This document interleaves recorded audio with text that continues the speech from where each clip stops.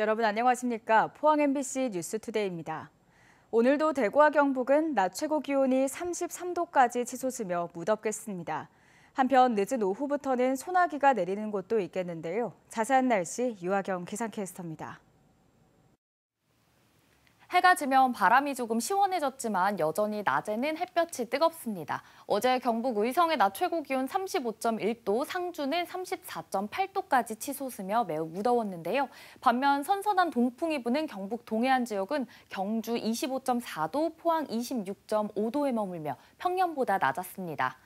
오늘도 대구와 경북의 내륙을 중심으로 낮 최고 기온 33도 이상 오르겠고요. 늦은 오후부터 모레 새벽 사이 우리 지역에는 세찬 소나기가 지나는 곳도 있겠습니다.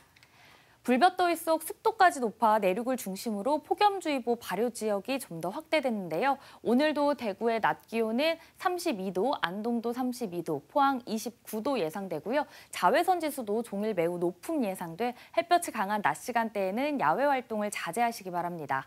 한편 경북 동해안 지역은 풍랑주의보가 발효 중인 가운데 강풍과 함께 높은 너울이 일 것으로 보입니다.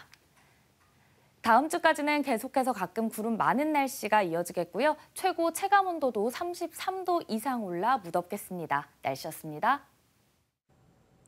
농산물 가격은 폭락하고 인건비와 자재비는 크게 오르는 악순환이 되풀이되면서 농가의 경영 위기가 표면화하고 있다는 우려가 나오고 있습니다.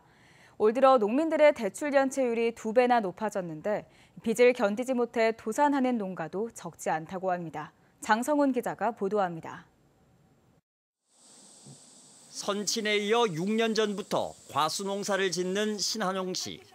인건비를 줄여보려고 폭염에도 혼자서 농장 일을 하지만 농협 대출금의 이자조차 갚기 버거운 게 현실입니다. 한 달에 한 약 200만 원 이자만 그렇게 나가고 있어요. 농자재값 등은 해마다 오르는 데 반해 농산물 가격은 수년째 폭락하고 있기 때문입니다. 건비, 자재비 모든 게 상승하는데 농산물 가격은 안정화가 되지 않고 폭락하고 이게 계속 되풀이되다 보니까 근데 폭등하면 국가에서 수입을 해서 가격 안정화를 시킨단 말이에요. 떨어진 거에 대해서 보존해 주지 않아요. 이렇다 보니 시설 투자를 많이 했거나 규모가 큰 젊은 농민 상당수는 도산 위기에 내몰리고 있습니다. 많아요. 젊은 사람들은 거의 한 사람이 3억, 4억 막 이렇게 빚이 다 지고 있거든요. 아직은 견디고 있는데 이게 조금 더 있어 상함할 때가 되면 완전히 막 파산하는 거지. 버티다 안 돼서 결국 경매로 넘어가서 신용불량자가 된다든지 안 좋은 사례들도 지금 제가 듣기로 몇 군데 나오고 있어요. 실제로 올 들어 농협 상호금융의 대출 연체율은 크게 올랐습니다. 2018년부터 줄곧 1% 안팎이던 것이 올 들어서는 2.42%로 2배가량 뛴 겁니다. 특히 경북 지역은 3.38%로 전국 16개 광역시도 가운데 세 번째로 높았습니다. 전국 지역 농협의 연체 금액도 최근 6개월 사이에 4조 원에서 8조 원으로 2배 증가했습니다. 농민단체들은 농가의 연체 규모가 커지면서 농협이 자칫 손실 보전을 위해 대출 이자를 높일 경우 상황은 더 악화된다며 정부 차원의 모니터링과 대책을 주문하고 있습니다. MBC 뉴스 장성훈입니다. 지난해 태풍으로 큰 피해를 겪은 포항에서는 시민들이 자발적으로 나서 재난 상황에 적극적으로 대처하는 모습을 보여주고 있습니다. 태풍 예보가 시작되자 자율방재단은 배수로와 맨홀 등을 점검하고 주요 침수 구간을 사전에 정비하는 등 태풍 피해를 줄이는 데 힘을 보탰습니다. 태풍이 지난 후 해안가에 쓰레기가 대량으로 밀려오자 해수욕장 상가번영회와 새마을협의회, 자원봉사단체 등이 자발적으로 나서 환경정비를 도왔습니다.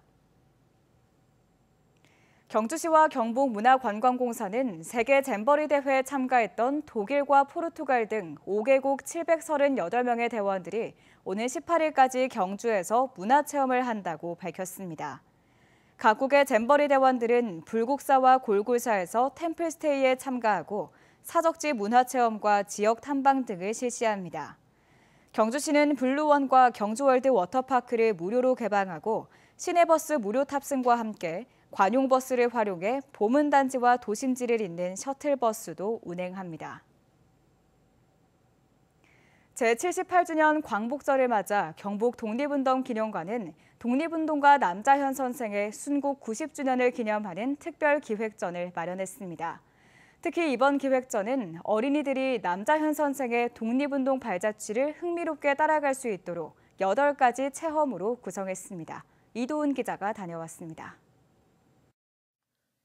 영양 출신의 독립운동가 남자현을 그린 영화 암살. 실제 남지사가 그랬던 것처럼 배우 전지현이 연기한 안옥류는 일본군 장교와 친일파에게 총을 겨누며 독립운동을 이끕니다. 영화보다도 더 치열했던 남자현 지사의 항일 투쟁기를 어린이들도 쉽게 알 수 있도록 경북 독립운동기념관이 특별기획전을 마련했습니다. 기획전은 총 8가지의 미션으로 구성되는데 그 첫 번째 미션은 의병운동을 한 아버지를 도와 군자금을 모으는 것부터 시작됩니다. 일본 군과의 전투로 남편을 잃은 남지사는 1919년 3.1운동에 참여한 뒤 아들과 함께 압록강을 건너고 비밀 무장 독립군 부대인 서로군정서에 가입합니다. 교회를 지어 여성 개봉운동에 힘썼지만 갈수록 일제의 탄압이 심해지자 안창호, 김동삼 지사의 탈출 작전에 참여하며 본격적인 무장 활동에 들어갑니다. 1933년 60대였던 남지사는 거지 노파로 변장한 뒤 우리나라를 침략한 일본군 대장 무토 노부요시를 처단하기 위한 작전에도 참여했습니다. 거사가 실패하며 일본 형사에게 붙잡힌 남지사는 6개월 동안의 모진 고문 속에서도 단식으로 끝까지 일제에 저항했습니다. 1933년 순국한 남지사가 남긴 유언, 독립은 정신에 있다를 되새겨보는 것으로 체험은 모두 끝이 납니다. 올해가 남자현 선생님 순국 90주년입니다. 돌아가실 때도 손자를 꼭 교육시켜라고 유언을 남기셨습니다. 그렇게 봤을 때 이 자라나는 세대들한테 저희가 보다 쉽게 남자현 선생님의 독립운동에 대해서 알려주기 위해서 어린이의 눈높이에 맞춰 독립운동가의 생애를 조명한 전시는 경북 독립운동기념관이 2017년 문을 연 이후 이번 남자현 기획전이 처음입니다. 독립운동가들이 너무 힘들까 봐 고마운 마음으로 이걸 탈출한 것 같아요. 이 공간은 모르고 왔거든요, 사실. 그러니까 전시만 있을 줄 알고 왔는데 와보니까 이렇게 미션지를 주면서 아이들이 직접 이제 독립운동에 대해서 알 수 있게끔 설명도 잘 되어 있고 체험도 잘 되어 있어서 이번 전시는 다음해 6월까지 진행되며 경북 독립운동기념관은 지역 유치원과 어린이집의 단체 관람 안내도 진행합니다. MBC 뉴스 이도훈입니다. 울릉군은 제78회 광복절 경축 독도 태권도 퍼포먼스 행사를 독도 물량장과 도동항 해변공원 일대에서 개최했습니다. 한국마이스진흥재단이 주최해 태권도 시범단의 공연과 독도 태권도 플래시몹, 초청 공연 등의 행사를 펼치는데 주최 측은 태권도를 통해 독도가 한국 영토임을 전 세계에 알리기 위해 행사를 개최했다고 밝혔습니다. 포항 상대초등학교가 최근 경남 창녕에서 열린 제22회 전국 여자축구 선수권대회 정상에 올랐습니다. 상대초등학교는 예선에서 조 1위로 올라가 진주 남강초등학교와의 결승 경기에서 2대 0으로 승리하며 우승컵을 안았습니다. 상대초등학교 여자축구부는 2002년 창단해 2022년과 2023년 연속 금메달을 따낸 데 이어 이번에도 전국대회 정상에 올라 초등 여자축구 최강팀으로 자리매김했습니다. 의성군이 소나 닭 같은 가축의 분뇨를 친환경 물질인 바이오차로 생산하는 정부 시범 사업을 시작했습니다. 바이오차는 온실가스를 감축시키고 작물 생산성을 높이는 효과가 있는데요. 축산업계의 오랜 골칫거리인 분노 활용을 다각화하고 탄소 중립에도 기여할 수 있는 산업으로 기대를 모으고 있습니다. 김서현 기자입니다. 달걀을 낳는 닭인 산란개 15만 마리를 키우는 농장입니다. 하루에 나오는 분뇨만 10톤, 섞여서 퇴비로 만드는 데 일주일이 걸리고 그 과정에서 발생하는 악취도 골칫거리였습니다. 그런데 닭 분뇨를 친환경 비료로 바꾸는 축분 바이오차 생산 농장으로 선정되면서 해결의 실마리를 찾게 됐습니다. 우리 축산업은 이 축분이 굉장히 애물단지입니다. 그 주위에 그 민원도 많이 발생하고 냄새도 많이 나고 바이오차를 생산하면서 문제점이 해결될 것 같습니다. 축분 바이오차는 가축 분뇨를 500도씨 이상의 높은 온도에서 산소 없이 연소시키면 나오는 탄소 덩어리로 일종의 숯과 같습니다. 지난해 의성군이 농림축산식품부에 축분 자원화 실증 사업지로 선정되면서 의성 안개면 산란계 농장 퇴비사 안에 국내 최대 규모의 바이오차 생산 시설을 갖추게 됐습니다. 닭 분뇨의 경우 3-4시간 만에 하루 15톤을 처리해 7톤의 바이오차를 생산할 수 있는 설비입니다.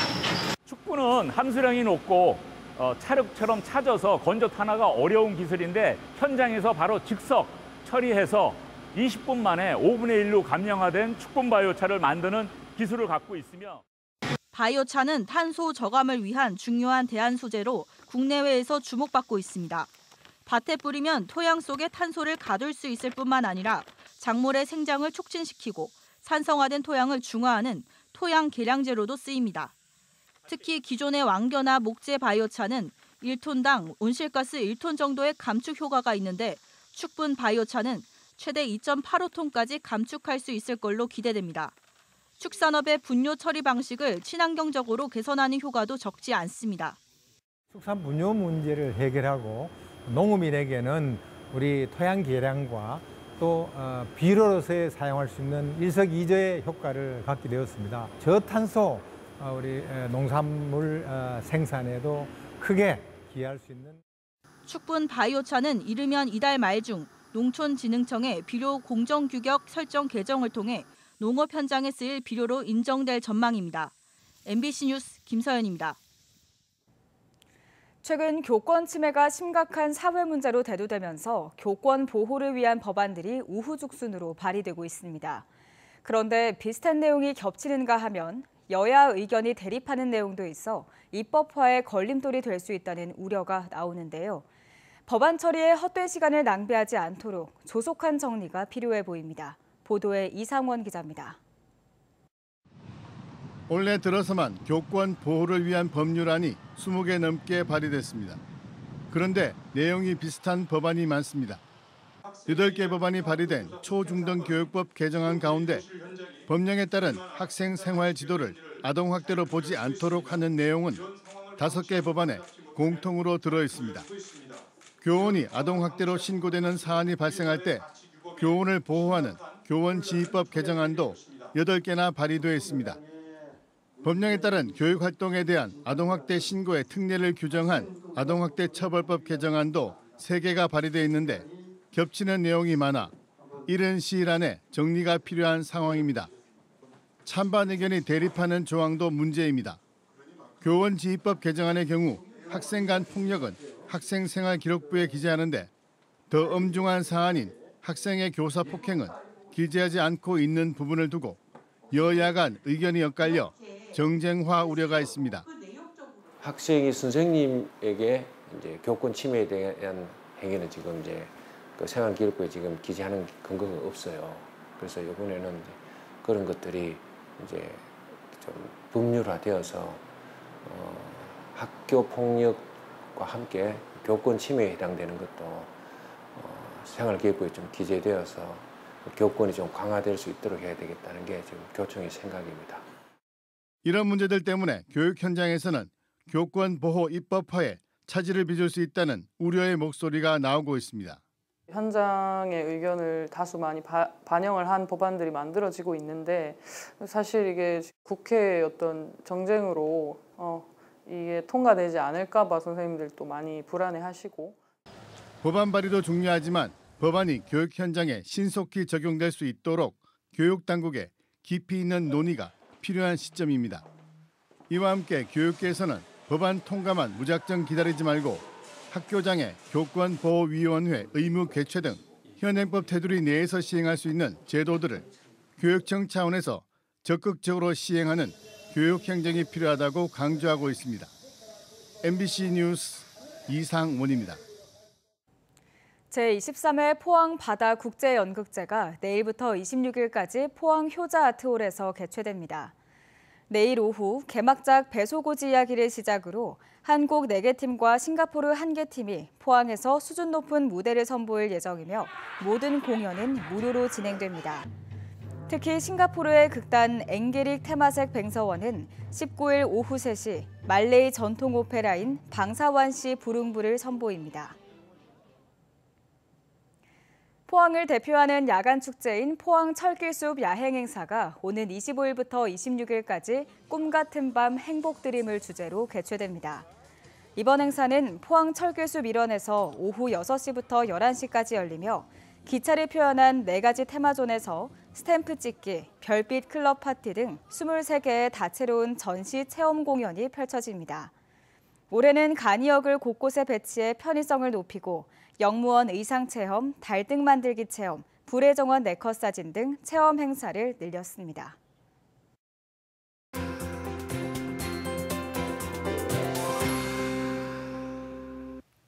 해가 지면 바람이 조금 시원해졌지만 여전히 낮에는 햇볕이 뜨겁습니다. 어제 경북 의성의 낮 최고 기온은 35.1도, 상주는 34.8도까지 치솟으며 매우 무더웠는데요. 반면 선선한 동풍이 부는 경북 동해안 지역은 경주 25.4도, 포항 26.5도에 머물며 평년보다 낮았습니다. 오늘은 대구와 경북 내륙을 중심으로 낮 최고 기온이 33도 이상 오르겠고요. 늦은 오후부터 모레 새벽 사이 우리 지역에는 세찬 소나기가 지나는 곳이 있겠습니다. 불볕더위 속 습도까지 높아 내륙을 중심으로 폭염주의보 발효 지역이 좀 더 확대됐습니다. 오늘도 폭염 속 대구와 안동의 낮 기온은 32도, 포항은 29도 예상되고요. 자외선 지수도 종일 매우 높은 보일 것으로 보여 낮 시간대에는 야외 활동을 자제하시기 바랍니다. 한편 경북 동해안 지역은 풍랑주의보가 발효 중인 가운데 높은 너울과 함께 강풍이 예상됩니다. 위성 영상입니다. 오늘 전국적으로 중국 산둥반도 부근에 위치한 고기압의 가장자리에 들겠고요. 자세한 지역별 날씨 보시면 오늘 우리 지역 가끔 구름 많겠습니다. 아침까지는 경북 내륙에 안개가 낀 곳이 있겠습니다. 바다의 물결은 1m에서 최고 3.5m로 매우 높게 일겠고요. 강한 바람과 너울성 파도에 유의하시기 바랍니다. 오늘 경북 남부의 아침 기온 22도에서 24도로 출발하고요. 낮 기온은 대구 32도, 김천은 33도까지 오르겠습니다. 오늘 경북 북부의 기온 안동은 먼저 22도로 출발하고요. 영주는 20도, 낮 기온은 32도, 영주는 31도 예상됩니다. 동풍의 영향을 받는 동해안 지역은 오늘 포항의 아침 기온 23도, 낮 기온은 29도 전망됩니다. 다음 주까지 구름 많은 가운데 평년보다 높은 기온 이어지겠고요. 최고 체감 온도가 33도 이상 올라 매우 무덥겠습니다. 날씨였습니다. 이상으로 포항 MBC 뉴스투데이를 마칩니다. 시청해주신 여러분 고맙습니다.